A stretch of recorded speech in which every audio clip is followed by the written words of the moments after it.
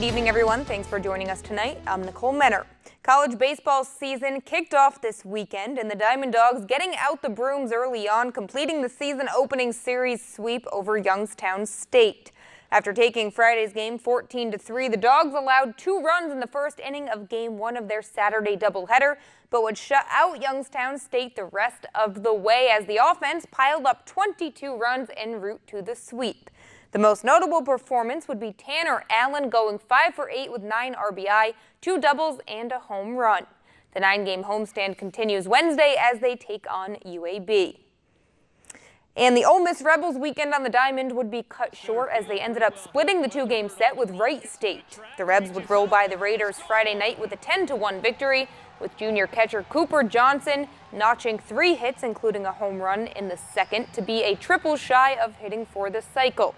The Rebels would fall in Game 2 after the Raiders jumped on the scoreboard with 8 runs in the first 4 innings. Ole Miss would try to put together a comeback, but would ultimately fall 9-5 to even that series up at 1. They get back on the diamond tomorrow as they play host to Arkansas State.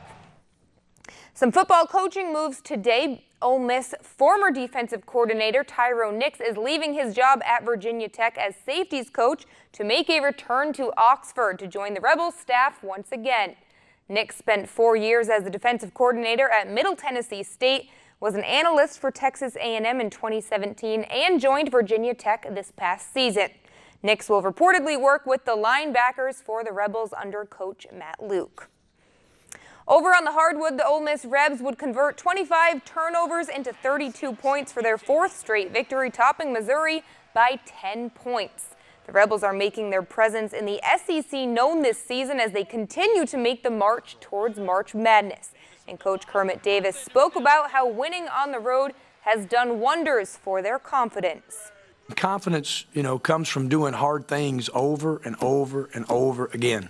And I think that you get that, but when you can, again, go back to practice, being able to do hard things over and over in practice, and it lends you to the tough situations that you can play. And I just think that's what happened. When you win on the road, it breeds unbelievable confidence. I mean, it does. And we're 4-2 on the road in the SEC. When a team, start taking a team, and then they just know that they can go any environment and play. Our team is playing, thinking we're going to win the game late.